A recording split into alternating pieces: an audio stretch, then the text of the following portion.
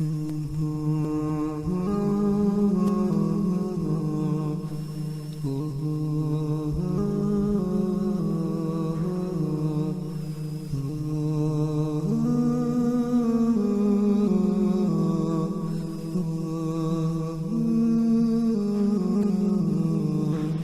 علي أخت مغسلة تغسل الأموات لتستفتيني في مسألة استشكلت عليها أثناء الغسل لامرأة عادية في قرية من القرى، فتقول لي الأخت الفاضلة: يا شيخ أنا أمام موقف غريب.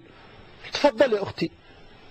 قالت: المرأة يدها اليمنى على ظهر يدها اليسرى على صدرها، ولا نستطيع أن نفصل اليد اليمنى عن اليد اليسرى، لا نستطيع أبدا.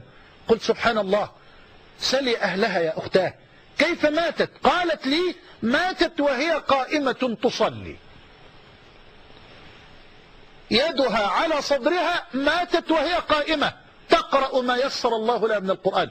قلت: ضعي، اترك الأمر على ما هو عليه، واقطعي الثوب بحكمة ورفق، واتركي يدها هكذا، لأنها ستبعث هكذا، كما قال الصادق الذي لا ينطق عن الهوى: لا تستطيع أن ترفع اليد اليمنى عن اليد اليسرى، اتركيها هكذا. وإذ بها بعد ساعتين تقريبا تتصل بي مرة أخرى وتقول: مسألة أخرى يا شيخ. قلت: تفضلي. قالت: الكفن اللي أنا بكفن فيه هذه السيدة الفاضلة طويل جدا بصورة ملفتة. قلت: يعني طويل؟ قالت: فيه زيادة أكثر من 1.5 متر. الكفن معروف له قطعية معينة، تقول لي الكفن زيادة أكثر من 1.5 متر، أعمل إيه؟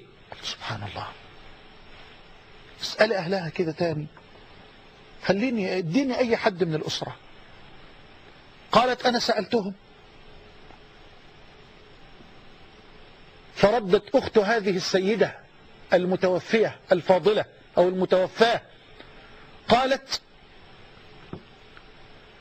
أصل أختي كان لها دعوة غريبة، سيدة عادية خالص، فلاحة زي أمي وأمك، الفطرة الطيبة النقية.